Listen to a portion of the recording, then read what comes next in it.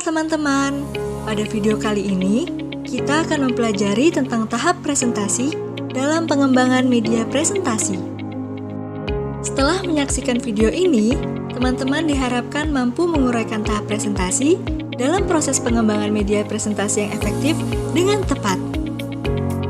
Tahap presentasi sendiri terbagi menjadi dua, yaitu setup dan delivery. Tahap presentasi ini merujuk pada waktu di mana kita secara aktif menyampaikan materi atau informasi kepada audiens. Berikut langkah-langkah penting dalam presentasi. Pertama, setup atau penyiapan. Ini merupakan tahap awal sebelum kita secara langsung berinteraksi dengan audiens. Misalnya, room setup atau penataan ruangan, di mana kita memastikan bahwa semua audiens dapat melihat dan mendengar. Misalnya, ketika presentasi menggunakan proyeksi visual, idealnya bagian baris depan harus setinggi setidaknya 2 gambar. Bagian baris belakang harus sekitar 8 tinggi gambar dari layar, dan bagian baris bawah layar harus setinggi mata audiens yang duduk atau sedikit lebih tinggi.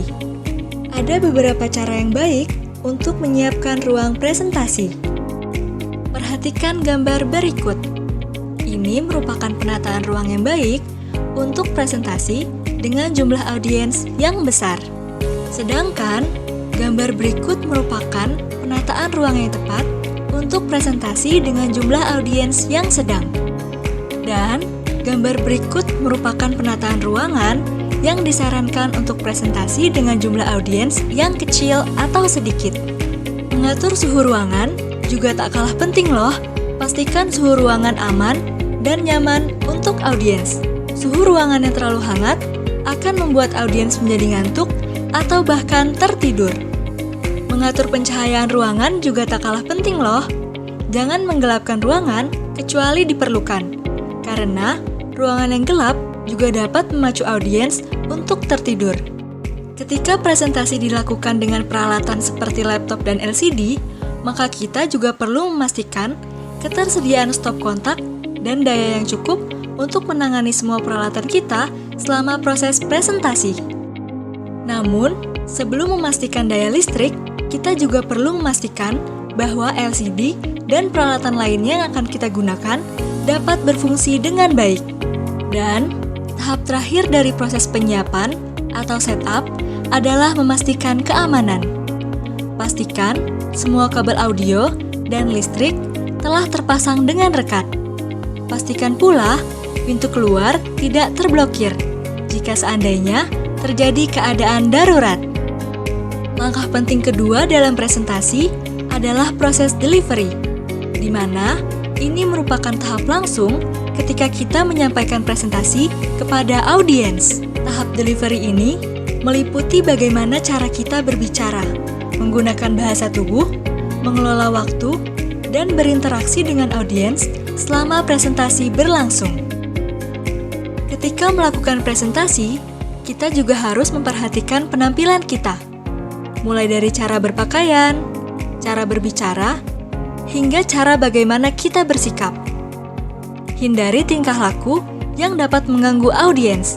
Jika presentasi dilakukan menggunakan proyektor, berdirilah di sebelah kiri layar. Hindari menghalangi pandangan audiens terhadap layar. Libatkan audiens dengan memberikan kesempatan kepada mereka untuk bertanya atau sekedar memberikan contoh. Pastikan melakukan kontak mata kepada audiens dengan tidak terlalu lama menatap layar. Jika terdapat visual, tunjukkan detail yang penting dan spesifik. Atur waktu presentasi agar presentasi berjalan dengan efektif. Pastikan untuk memberikan waktu yang cukup bagi audiens. Buatlah rencana cadangan untuk berjaga-jaga jika seandainya terjadi hal yang tak terduga.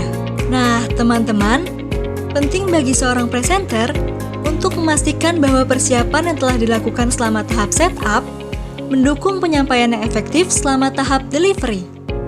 Dengan memperhatikan baik tahap setup maupun delivery, seorang presenter dapat memastikan bahwa presentasinya dapat memberikan dampak maksimal kepada audiens dan mencapai tujuan yang ditetapkan dengan baik. Nah, teman-teman, untuk mengukur pemahaman kalian, coba kerjakan latihan berikut ini ya.